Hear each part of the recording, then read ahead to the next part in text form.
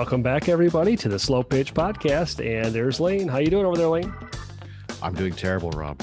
Terrible? Why? Well, I feel a little dumb. So what's the question?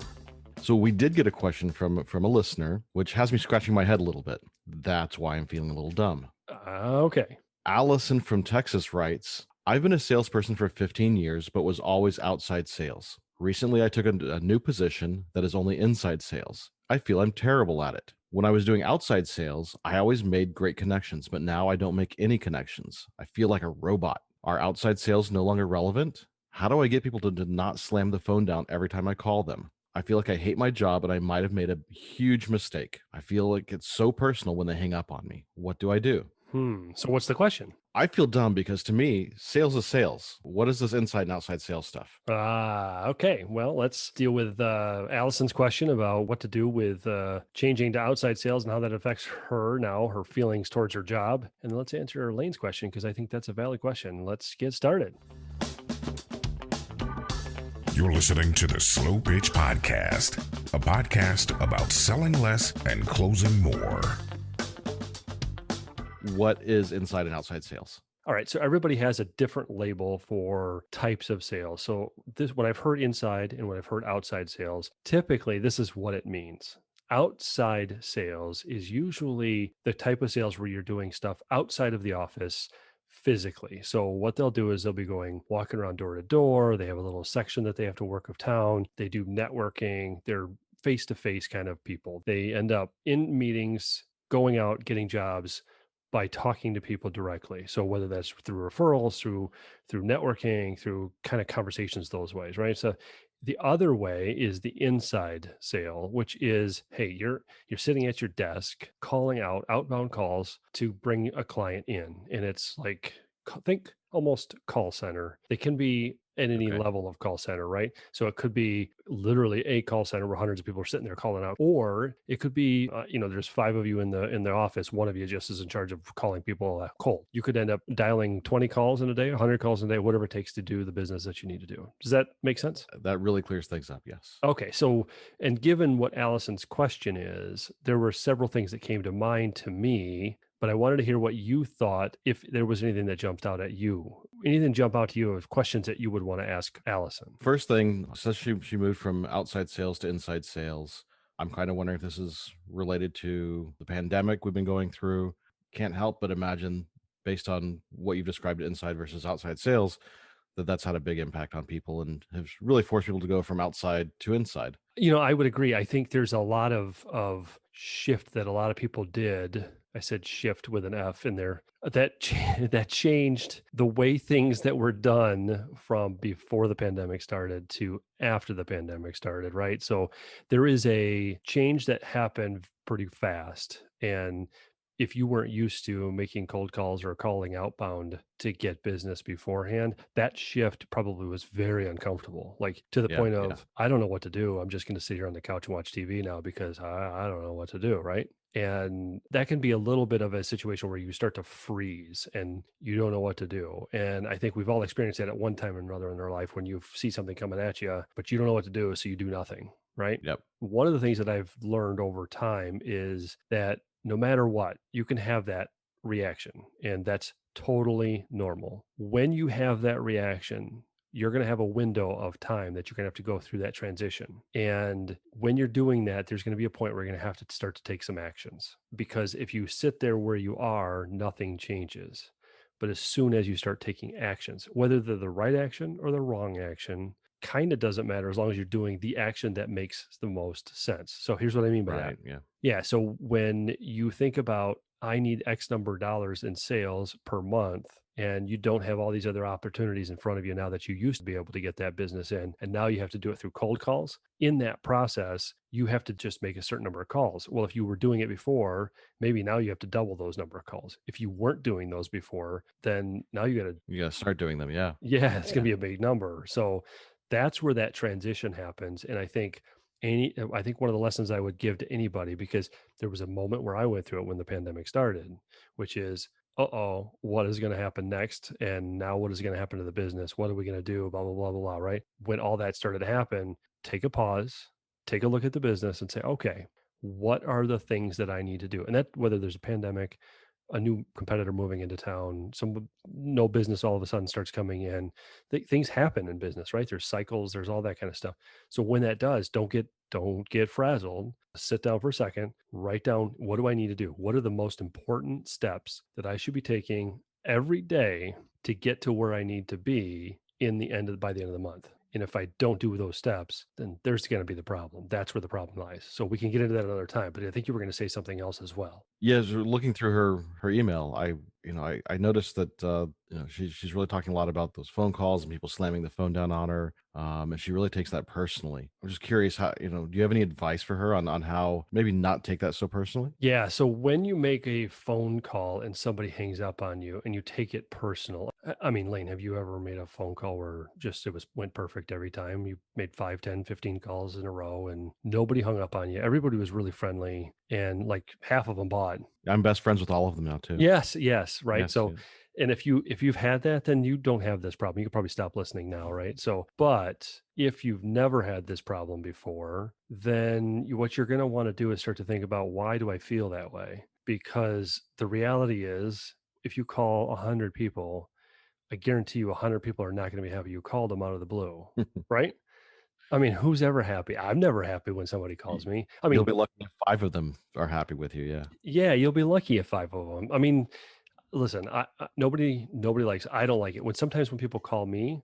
I now, because I'm in sales, I will take the call and I will go through the sales process with them a little bit to learn a little bit about what they're doing so that I understand what is the right way and what is the wrong way.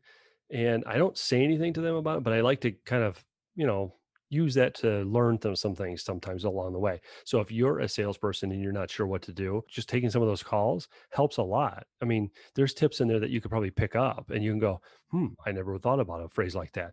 On the other hand, if you're listening to one of those calls, you're taking one of those calls and you have them starting to be very, very pushy and trying to like close you every sentence, Yeah. that's probably not the right way to go, because nobody wants to buy over the phone immediately when they get off the phone. Those are lessons to what not to do a lot of times. And a lot of those calls are that way. But back to the question of, how do you start to feel better about it? Just realize that's a normal part of it.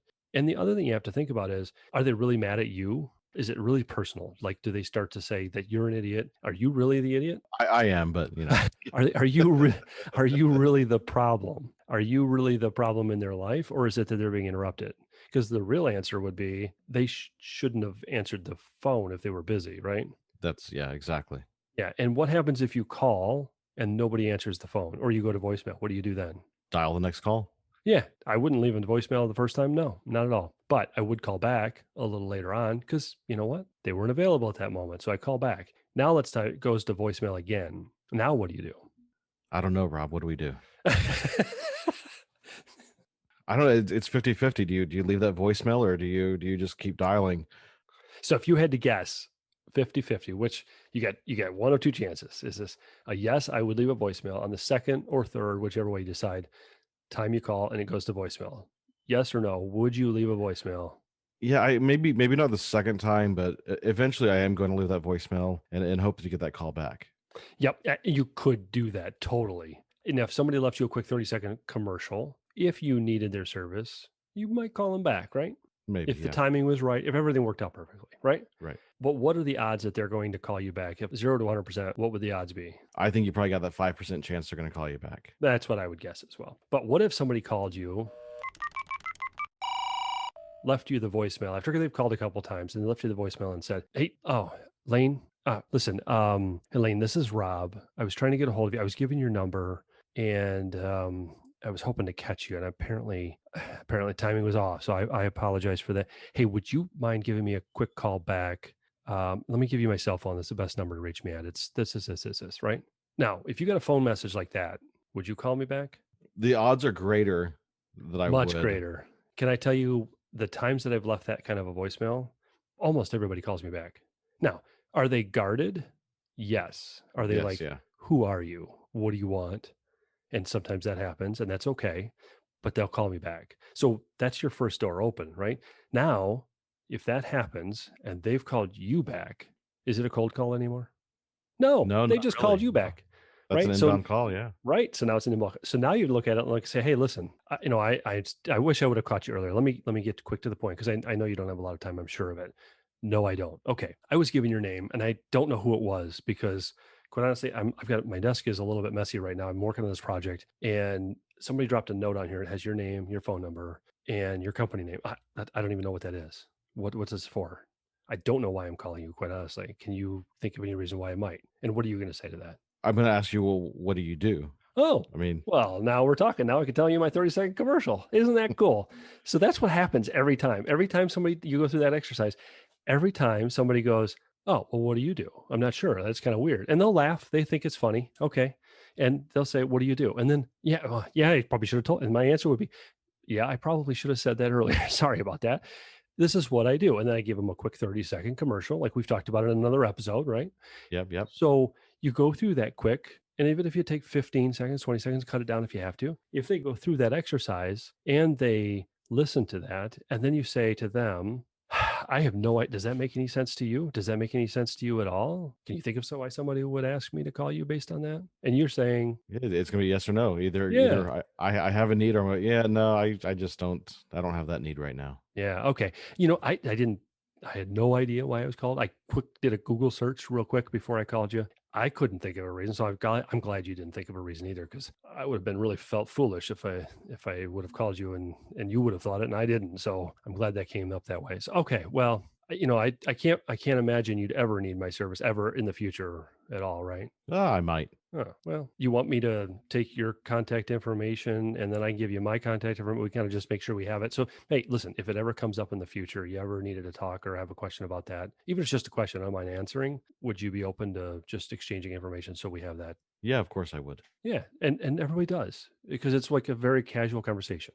So to me, I look at a cold call not as a cold call. That's not the goal. The goal, nobody wants to buy, nobody wants to be sold, nobody wants any of that. The goal is to connect. And just like you, Allison, in your note, you said, I enjoy outside sales. I always make great connections and so on. You talk about all that. That's what you should look at cold calls as. It's not an easy thing to do, but that little conversation, just now you made a connection. And if there's people that I've had those kind of calls with that literally I've met them at chamber events or at other events later on. And they're like, oh yeah, you called me. And I'm like, oh yeah, it's really weird because I just called them out of the blue. Right. And I knew I was calling them out of the blue, but it's an interesting thing where you can start to connect with somebody and then you get to see the person again or whatever. And if you don't have that happen, that's okay too. But when you're making those calls, it's about getting connections, getting a continued conversation, and being able to come back at some point. Because now that I have your information, guess what? In 3 months, I might call you back again and ask, hey, remember I called you a while back? I just came across your number again.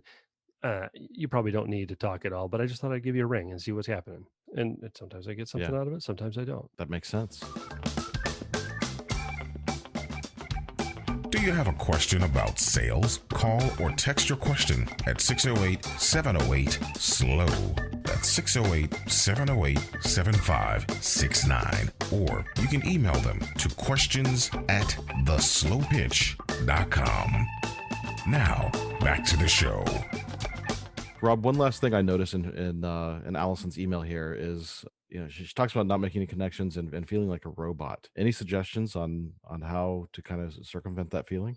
Well, I think that's a little bit concerning because when you feel like you're a robot in a job, that's never fun, right? So we hit on earlier about whether or not this was pandemic related. So there could be some of that feeding into that feeling of I have no Right. purpose in my job, right? And I think the other thing is whether or not that's if you're feeling connected in your job, is that related to how well you feel like you fit in? Do you get to talk to other people in the office or talk to other people that are around you, either if it's through Zoom or otherwise?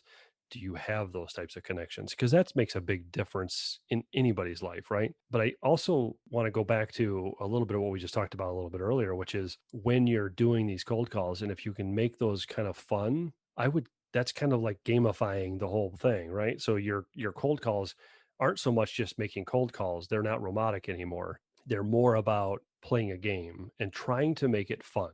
So the goal of those calls are always to make the other person feel more comfortable, make them feel like they want to talk to you some more and want to learn a little bit more about you. And sometimes they don't have that feeling at all. Sometimes they're like, I don't have time for this, and that's okay. Just move on. They're not ready. They don't want to talk to you. That's okay. Right. The ones that do have that conversation and will continue to talk to you, make it a game. How long can you talk to them? How much can you learn about them? What if during that conversation they ask you, what do you do? You say, yeah, I didn't even mention that. One of the things I should probably do is get a better understanding of what you do. Here's what I found out about what you do. I Googled the business really fast before I called. I learned that you do X, Y, and Z, but I don't know if that's anything close to what you do in total, or do you do other things, or is that all you do? Can you tell me real quick what, high level, what you guys do there? Because now you learn a little bit more, and they'll tell you usually because they want to talk about Yeah. themselves. And in the conversation, if there's a conversation for, like, say, example for you, Lane, where you're dealing with a marketing question that they talk about, or they're dealing with a marketing thing. Maybe that's a question that you ask. Well, tell me a little bit more about that. Why are you struggling with that? And sometimes they're open to talking more, and sometimes they're not. But the whole point of that is having a goal of talking to them on the phone as long as you can, without making them too frustrated, without making them feeling like, why am I wasting my time talking to you? It should be Right. engaging and interesting.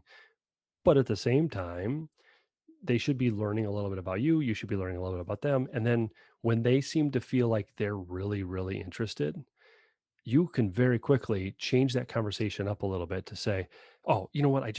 Oh my goodness, I just realized here, I called you out of the blue. You called me back, and I didn't mean to get in this deep conversation with you. Should we just schedule another time to kind of get more into this conversation? Because that kind of matches a little bit about what we do. And we do website marketing and websites and development and all that kind of stuff. Maybe we should just talk a little, maybe not, but is that something we should open up that conversation with? And sometimes they say yes, and sometimes they say no. But again, it's, the whole conversation is not about getting the sale. The whole conversation is to having a conversation and making it move forward, and then play the game of how long can I talk to them? How long and how much information can I learn about them? That's one of the games. The second part of the game could be, for your own purpose as well, is how many of these calls can you have and measure. So if your goal is to make 20 calls in a day, how many of the 20 calls in the day, or 100 calls, whatever they are, what percent can you have that type of conversation with? That becomes the game, because the more of those Yeah. conversations you have, the more likely you can have a return phone call that's actually gone well.